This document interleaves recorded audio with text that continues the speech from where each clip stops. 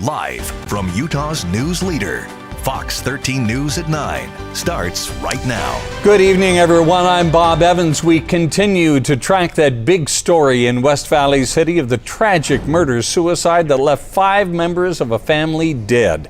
Police have released their identities. The mother was 38-year-old Boo May. The children who died were 11-year-old son Bo Ray, 8-year-old daughter Christina Ray, and 2-year-old daughter Nye May. Police believe their father, 42-year-old Day Ray, was the one who shot and killed them all before taking his own life. Officials say a 17-year-old son who survived being shot in the head has been upgraded from critical condition. The extended family says the victims left violence in their home country of Myanmar more than 10 years ago. Relatives went on to condemn the father's actions, adding they're asking for privacy and prayers for the 17-year-old son's recovery. The Granite School District confirms 3 of the children were students in the district, but did not reveal the specific schools they attended. The district says counselors have been on hand since yesterday to help staff and students cope with this situation. The district says in a statement, quote, "We are in complete shock and heartbroken over the senseless deaths of our students and their family members. We remain hopeful for a full recovery for the surviving family member and will work to support him and his family to the best of our ability." Fox 13 News reporter Chris Arnold spoke with a family friend tonight. He joins us live from West Valley City. Chris. Well, good evening, Bob. Yeah, I spoke with Michelle Schmidt tonight, and she tells me that her family semi-adopted this family about 8 years ago, saying that they took them under their wing as a family that was new to Utah and a refugee family, helping them figure out ways to transition to being here in a brand new country. Now, Schmidt says that ultimately developed into a friendship where they would celebrate holidays and events with this family. So she told me Tuesday morning she got a call that the 11-year-old boy in the family, that is Bo Ray, was not at school. And it wasn't until later in the day Schmidt found out that 5 members of this family were killed in what is being called a murder-suicide, with one of those family members, the 17-year-old son, surviving after being found with a gunshot wound to the head in the garage of this home. Now, Schmidt says she was actually at the family's home on Friday, just before police believe this incident took place over the weekend. Trying to plan some things for this week, so we just wanted to go and kind of connect and really check in and assess how are things going, what successes are we having, what failures are we having, how can we be helpful to you, where can we support you. So it definitely we did not leave the house feeling like there was a cry for help by any means. It was completely shocking when we heard the news. Well, the 17-year-old boy who survived has been in the hospital recovering. He's no longer in critical condition, but stable, again, after being shot in the head. Now, Schmidt says she has seen the Granger High School senior at the hospital the past 2 days, and in that time, she says he has been a little bit groggy, but also he's been able to speak a little bit. There's someone in there asking questions on his future and what his goals are, and he said University of Utah, and they said, what do you want to study? And he said lawyer. Just simple kind of one-word answers. So looking ahead here, Schmidt says that funeral services are being planned for the 5 victims. That includes the 2 adults and 3 children who died in this murder-suicide. Now, those services, Schmidt says, are set to take place this Saturday, which also happens to be the 18th birthday of the lone survivor in this incident. For now, live here in West Valley City, Chris Arnold, Fox 13 News, Utah. Well, it remains a very shocking story. Chris, thanks for your report. Now, earlier today, Fox 13 News anchor Robin O'Guigne spoke to Simon Billinus. He's the director of campaign for a new Myanmar based in Washington, D.C. He's been an activist for the people of Myanmar for 30 years as they have struggled with civil war. He says for the families who flee that country, it's a tough transition to come to the United States, and many are worried about their status here. Nevertheless, he is confident the Burmese community will come together to help this family in West Valley City. When I heard about what happened to this family, immediately I felt the need to contribute and also to let other people know, what was happening and start to get the word out to the Burmese community and Friends of Burma across the U.S. The temporary protected status for immigrants coming from Burma has to be renewed in November of next year. The state of Utah operates a refugee services office. It serves as a hub for refugee families, communities, and service providers to access crucial resources for long-term integration. The center is at 150 North, 1950 West in Salt Lake City. I looked into the services it provides today, including crisis navigation, family support, referrals to local services, domestic violence prevention, licensed clinical therapists, referrals to mental and physical health services, employment and training assistance, housing assistance, and youth and other services as well. For more information, go to jobs.utah.gov. In other news, the co-founder of Sandy Hook Promise, a nonprofit dedicated to gun violence prevention, formed after the Sandy Hook mass shooting in 2012, is calling for Utah's gun laws to change. Mark Barden, whose son Daniel was killed in that school shooting 12 years ago, says, quote, "When it is recognized that an individual is in crisis, measures to safely and temporarily remove firearms from their possession are proven to save lives.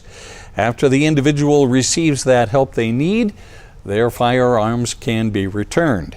He goes on to say, Utah does not currently have such temporary transfer laws. I encourage bipartisan members of the state's legislature to work together to write and pass these life-saving laws for all Utah citizens. You can find Fox 13 News' full coverage of this tragic story on our YouTube channel. We will continue to follow any new developments on air and online at fox13now.com. New at 9, North Salt Lake Police are working to catch a group of people stealing from cars. Police shared multiple clips with us showing one of the suspects carrying a rifle. The group wears hoodies, masks, and gloves, so they haven't been identified. Police tell us they've gotten into unlocked cars and even driven off in a couple of them because the keys were left inside. We've seen vehicle burglaries and vehicle thefts. This one, the main concerning piece is somebody that's willing to carry around a firearm and the public safety concern that goes along with that. The group was close to getting caught when a police officer spotted them at a gas station on Center Street, but they took off, as you can see right here, and he didn't risk chasing them very far. Police believe they're in a silver Audi. If you see them, call 911. Police are also reminding people of ways to protect their property. Don't leave your keys or any packages in your car, even if they are locked in your garage. And make sure your home is locked. If you're heading out of town for the holidays, you can set up a vacation check. Police officers will patrol your home and your neighborhood while you're away. The man who was caught on video knocking out a BYU cheerleading coach with a water bottle at the rivalry game with Utah last month has been charged with aggravated assault. The suspect is 18-year-old William Gardner. University of Utah officials say Gardner is not a student at the school. Gardner's father later notified police that his son was responsible. Authorities have identified the woman killed in a crash Tuesday night on SR 201 in Magna as 34-year-old Rosanna Moreno. Police say her car was hit by a suspect involved in a shooting in West Valley City who was trying to get away from police. Moreno was pregnant. She died at the hospital. A 26-year-old man who was shot in the leg before the crash was taken to a hospital and is considered stable. The suspect in this incident is behind bars. The Salt Lake County District Attorney's Office says a now former bus driver with the Canyon School District has been charged with sexual exploitation of a minor.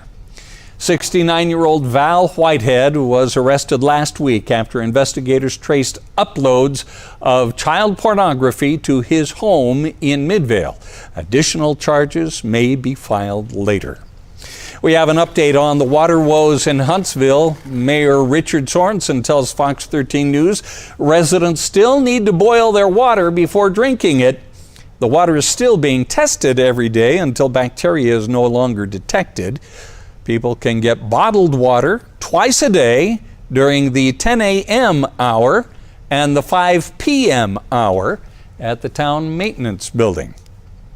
Arches National Park is changing how its timed entry reservation system will work next year. The park will accept reservations up to 6 months in advance. Now, that's twice as long as it has been. The park will also continue to release next day tickets, which often remain open for same-day booking. No reservations will be required between July 7th and August 27th, when there are fewer crowds due to the heat. Interesting that we're talking about heat in the winter. Yeah, definitely. I mean, we could wish for those days again, but well, they'll come around. I'm pretty sure. They will. Pretty sure they'll come back. They definitely will. And it did feel pretty warm today. Our temperatures were in the 50s, and there's no snow on the ground.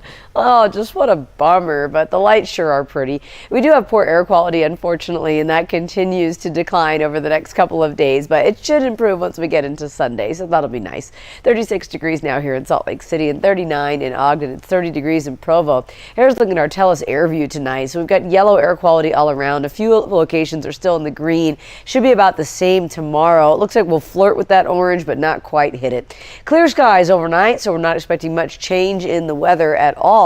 Tomorrow we'll do it again. Sunshine and haze. We do have a series of storms moving in on about Sunday, and then on Christmas Day it looks like we've got a quick moving storm with some light snow, so that's something to be expected. But at least the Sunday storm is going to mix the air, so that will definitely improve. Temperatures now are in the 30s, and overnight lows should be right around freezing. We'll take a look at your forecast for the next couple of days and all the way out to Christmas Day coming up. All right, Dina, thank you. Coming up, suspected killer Luigi Maggione will be spending the holidays locked up in New York after returning to face even more charges there following the death of United Healthcare CEO Brian Thompson. And just days before Christmas, lawmakers in Washington are struggling to reach a deal to fund the government before a possible shutdown. And things just got more complicated. We'll show you.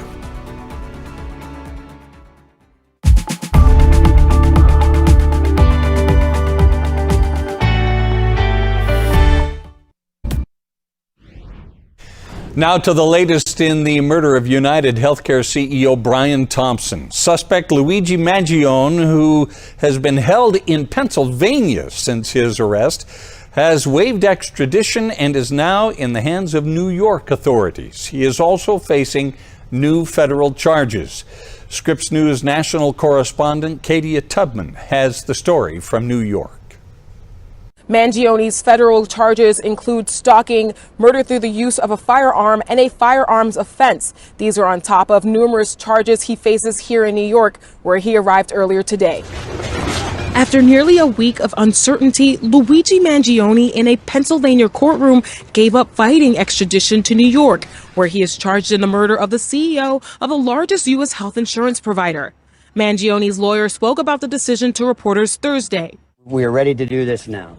We didn't do it before because we weren't ready. Today was the day to do it. This is in his best interest. 26-year-old Mangione was arrested as a suspect in connection to the fatal shooting of United Healthcare CEO Brian Thompson earlier this month. The Ivy League grad spent 10 days in a Pennsylvania jail after a manhunt led police to a McDonald's. After waiving his right to an extradition this morning, Mangione was officially remanded to the custody of NYPD and flown to New York. Mangione's unsealed federal complaint also reveals some new details. In a notebook authorities found on Mangione, there's an entry from August stating the target is insurance because it checks every box. Another entry from October, about 6 weeks before Thompson's murder, describes the intent to whack one of the insurance CEOs attending the United Health Group investor conference. Mangione was indicted in New York earlier this week on charges including first-degree murder and second-degree murder as an act of terrorism. If found guilty, he could face life in prison without the possibility of parole. The Manhattan DA's office says the state's case will proceed in parallel to any federal case. Meanwhile, Mangione's New York defense lawyer says, quote, "We are ready to fight these charges in whatever court they're brought." Katia Tubman, Scripps News, New York. The teen girl in Madison, Wisconsin, who killed a teacher, another student, and then herself, apparently had 2 guns with her during that school attack. Newly released court documents indicate 15-year-old Natalie Rupnow had been messaging a man in California who was planning his own attack on a government building. Meantime, students at Abundant Life Christian School are revealing more about the accused shooter's personality. She was really quiet. She didn't really have any friends, and she just seemed really lonely, and she was just it wasn't like she was trying to fit in. She seemed very content being alone, I guess. The 2 victims killed in Monday's shooting have been identified as 14-year-old Ruby Vergara and 42-year-old Erin Michelle West. 6 other people were hurt. 2 remain in the hospital in critical condition. The recent panic over mysterious drones across the country has led to a dramatic uptick in pilots in the cockpit being hit by laser pointers from the ground. The FAA says pilots nationwide typically report an average of 30 laser strikes a night. On Tuesday night alone, there were 123 reports of laser strikes nationwide. 24 of those were reported over New Jersey. Thousands of Amazon drivers went on strike today, less than a week before Christmas and Hanukkah. Members of the Teamsters Union are striking at 7 facilities around New York, Atlanta, Chicago, Los Angeles, and San Francisco. Teamsters President Sean O'Brien says if your package is delayed, quote, "you can blame Amazon's insatiable greed," unquote.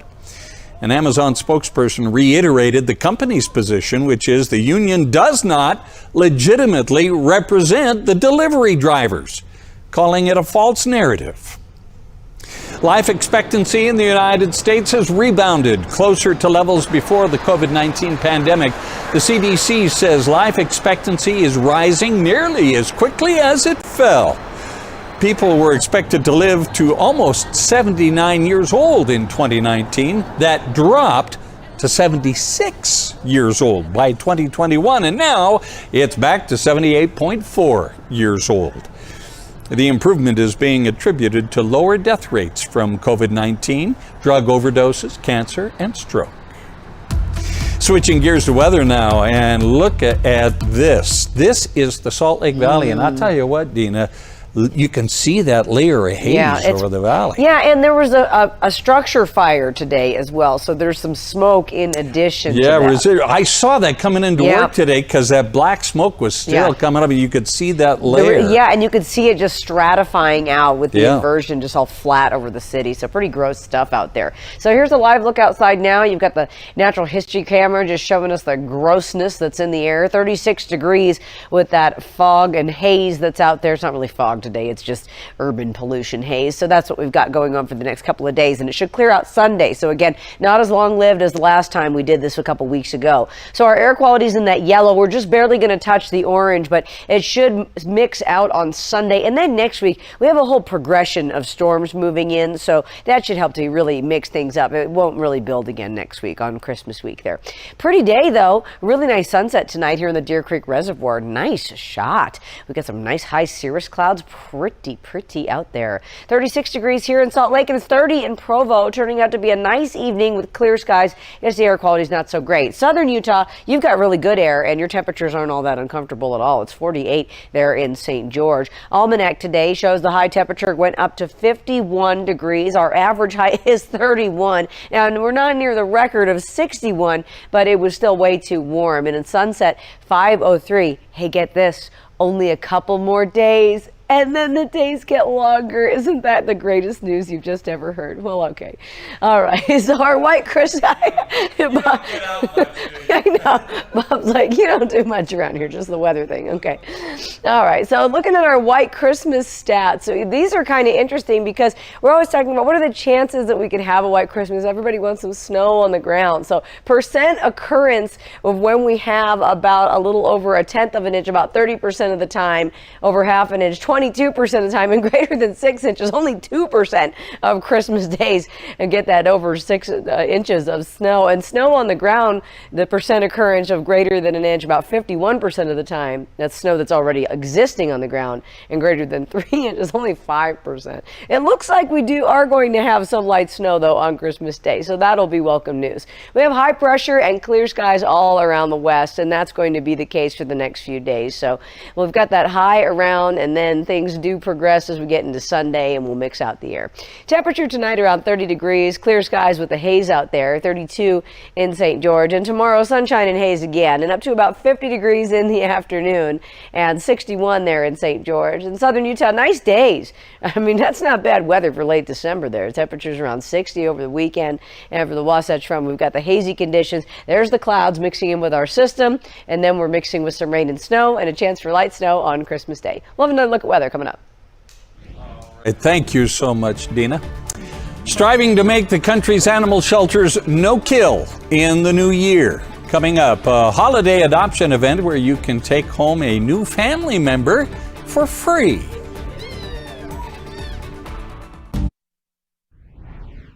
Best Friends Animal Society and Weber County Animal Services are teaming up for a free adoption event. Fox 13 News photojournalist Sterling Andrews shows us the little ones looking for homes this holiday season.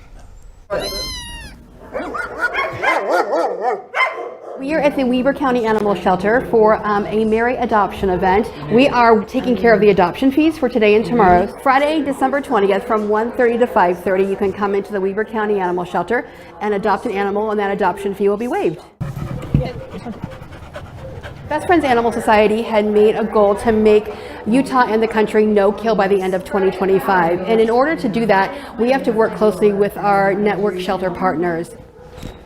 This is Fender. Fender is a lover, and he is available to foster to adopt. Lots of people are coming in looking for animals to bring home for the holidays and to love for the holidays, whether that's fostering so they don't have to stay in the shelter for the holidays, or whether it's to adopt them.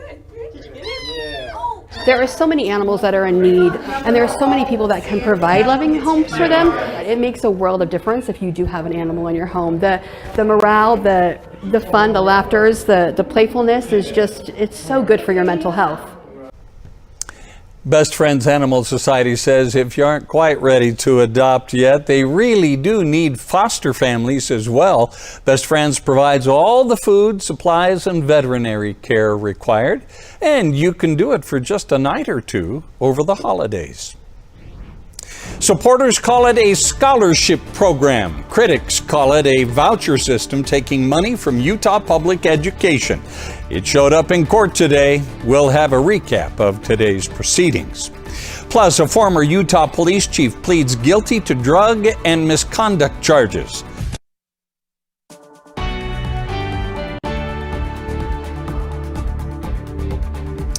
On the eve of a possible government shutdown, Republicans and Democrats could not agree on a new spending bill.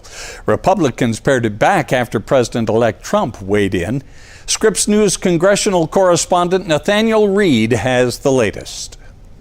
After hours of 11th hour negotiations on Capitol Hill, 38 Republicans and nearly all Democrats voting against a Republican compromise solution to raise the debt ceiling, provide disaster relief, and prevent a government shutdown Friday at midnight. House Speaker Mike Johnson addressing reporters after the failed vote, blaming Democrats for the failure. The only difference in this legislation was that we would push the debt ceiling to January of 2027. I want you all to remember that it was just last spring that the same Democrats berated Republicans and said that it was irresponsible to hold the debt limit, the debt ceiling hostage. What changed? We will regroup and we will come up with another solution, so stay tuned. Speaker Johnson not addressing the sizable chunk of Republicans who voted against the bill on Thursday.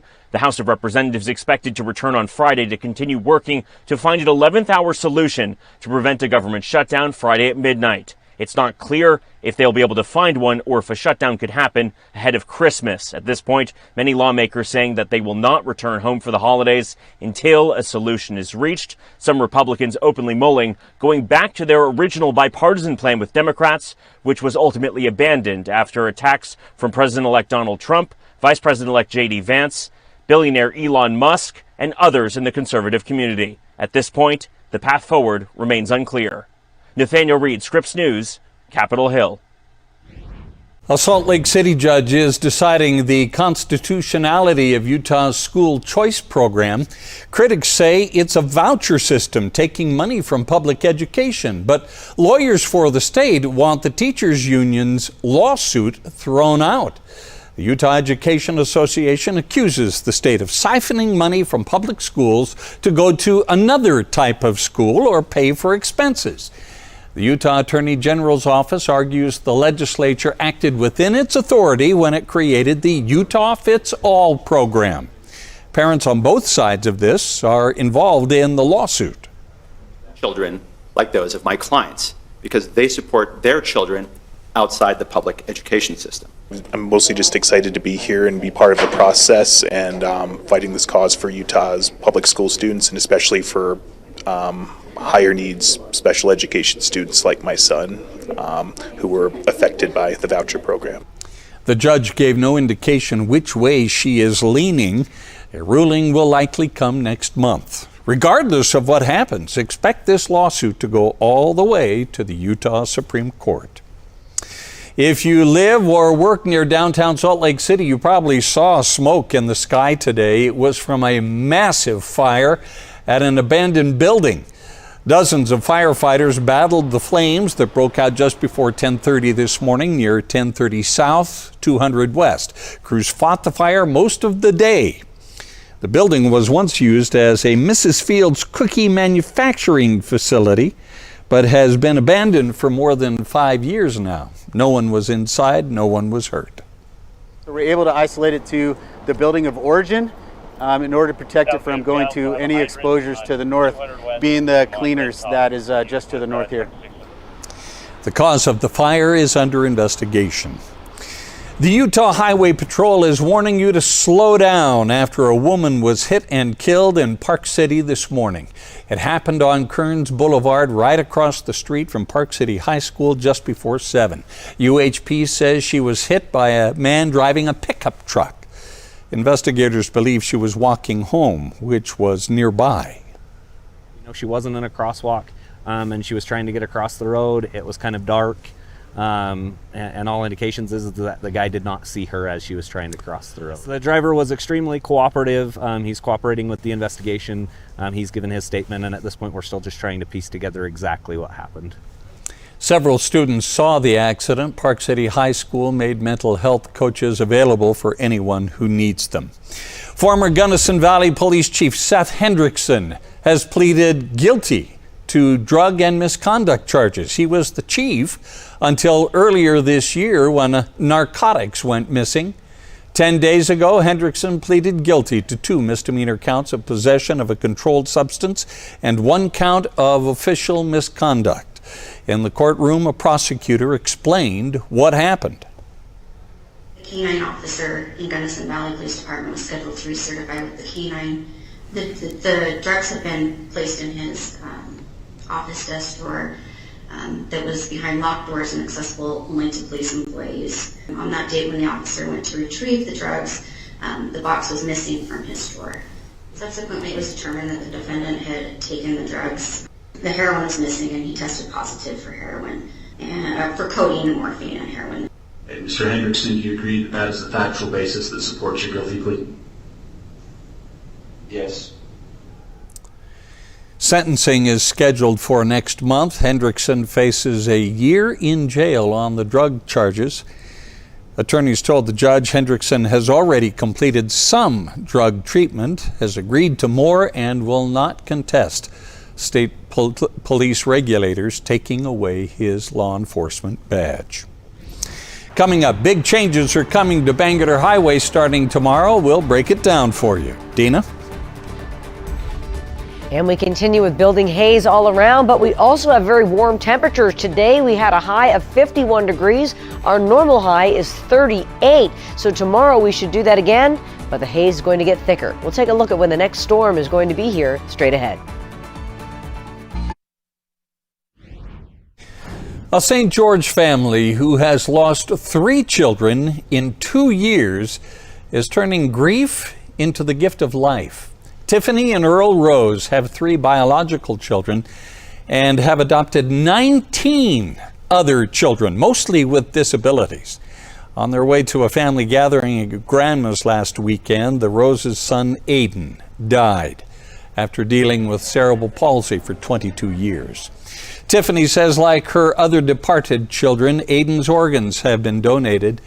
In talking with Fox 13 News, she read a letter from the mother of another child whose life was saved by her late son Sean's heart.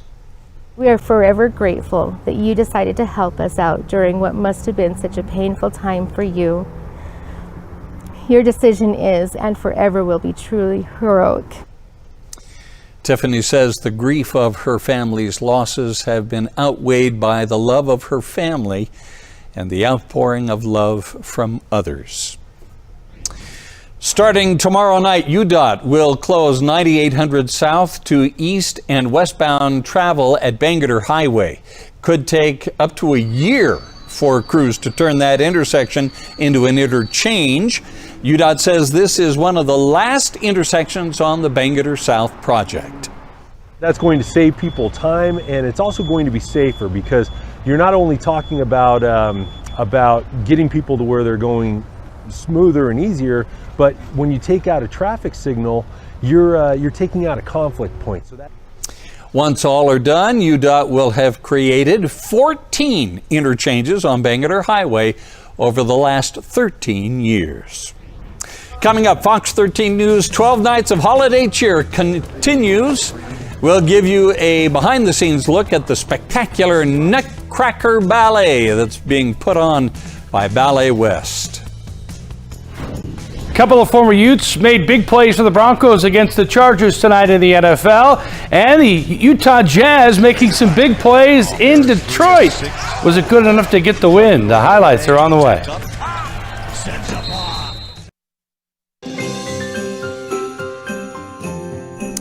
You know, you can't have the holiday season without the time-honored tradition of the Nutcracker Ballet. First performed in Russia in 1892, it found its way to America in the 1940s.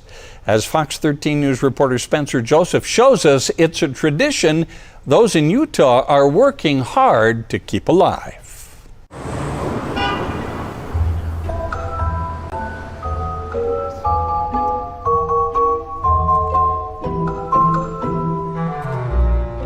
Everywhere you look at the Capitol Theater, you'll see this iconic symbol of the holidays. For now, the lights are down, the music book's closed. But for Ballet West, the strive towards perfection never ends. We're all very close, and we're here all day, we're all working, we all understand each other, we understand the highs and lows of this career. Art takes strength, courage, and practice, practice, practice. A life that Emily Adams has loved her whole career. This year in Willem Christensen's The Nutcracker, I'll be playing the Sugar Plum Fairy and the Snow Queen. She's marking an important milestone on this stage, 20 years of dancing in Ballet West's Nutcracker, seeing every part of the stage along the way. I joined the second company in 2005 and joined the main company in 2007.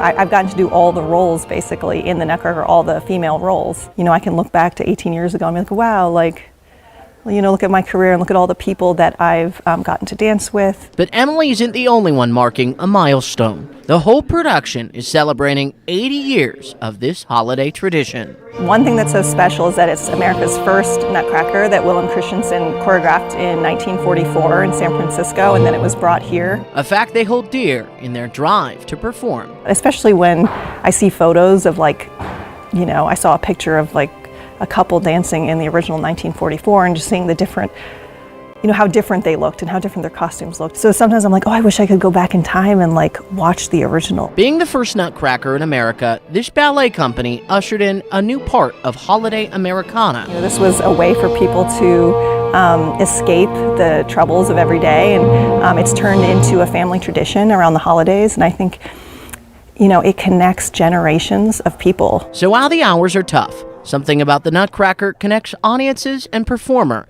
in a special way. Times when you actually feel connected with them, or if someone like writes you a letter, or if you see some little girls like dancing around outside after the performance and you realize like the impact that you're having. So next time the lights come up and the music starts playing, make sure to watch and marvel. I think, you know, a sense of joy, a sense of, I think, getting lost in the music and the movement. As Ballet West dances into the next 80 years of holiday tradition. I think that's why art is so important and why I'm so happy that our community supports it so much. Spencer Joseph, Fox 13 News, Utah.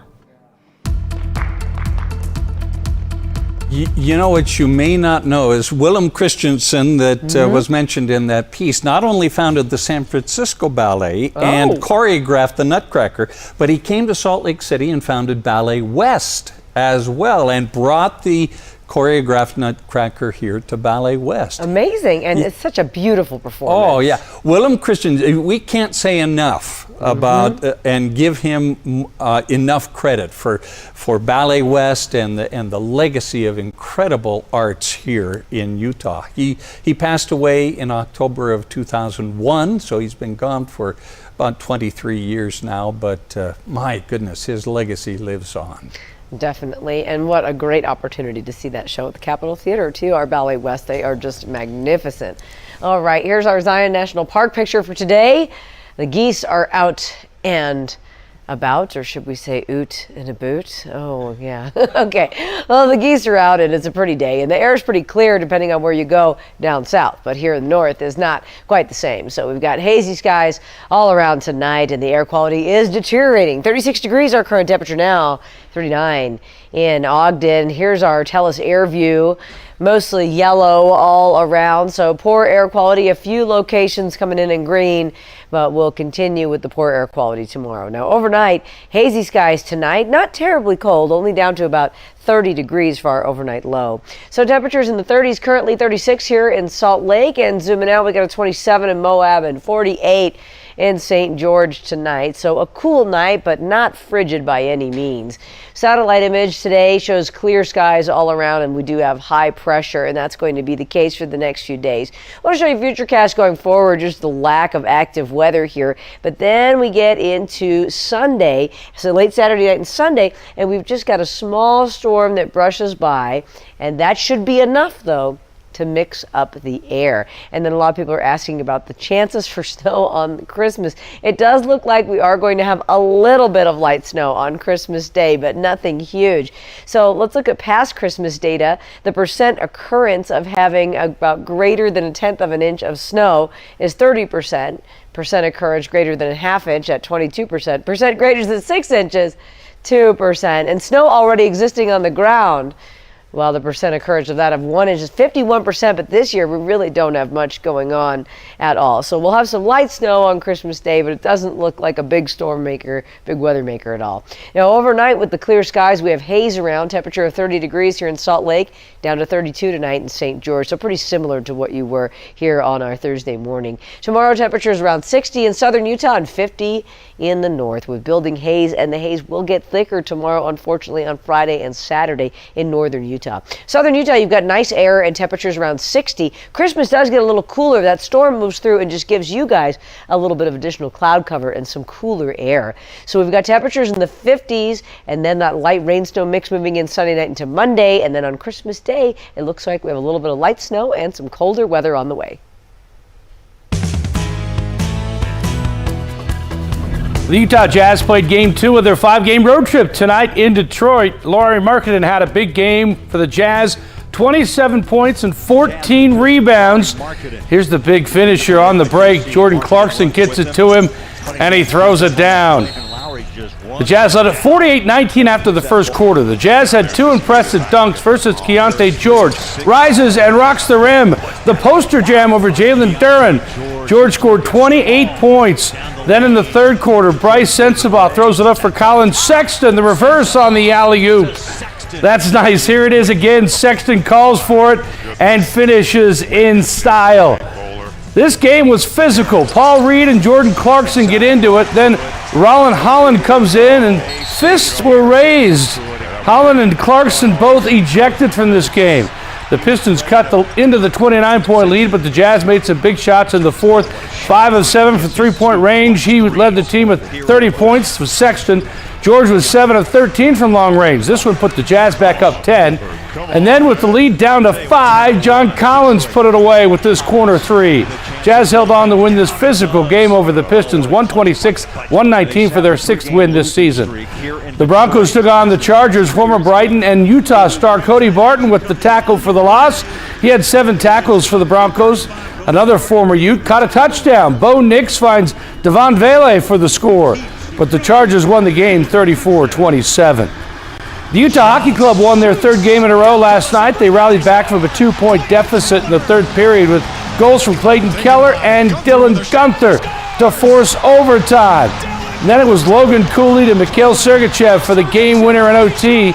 Just the 2nd time this season that Utah has won after trailing after the 2nd period. It shows we're learning from our mistakes prior. We've talked about them before, and sometimes it might not happen right away, but if you stick with it, doing the little things, and eventually the tide will turn. And I'm happy with how we battled through some adversity tonight and got the 2 points. I'm just proud of the group of coming from behind and saying we're growing. We're a young group, but we can make playoffs. We can play in the playoffs. We can play against playoff teams, and and we show it on a nightly basis. So we just gotta put 60 minutes together and play like that every night. Yeah, great way to end a 5-game losing streak at home. The stands were shaking after that overtime winner. Next up, Utah plays at Minnesota tomorrow. A couple of teachers at Hillcrest High School in Midvale had their heads shaved today. They're raising money to fight Alzheimer's disease. Students could also pay to pie their teachers. Oh, they're good looking. Man. Yeah, they do this every year. They raised more than $14,000 for the Alzheimer's Association. That's awesome. Great? That's great. And all it costed was a head of hair. It'll grow back. It comes right back. Maybe. Quickcast is up next. Unless it doesn't.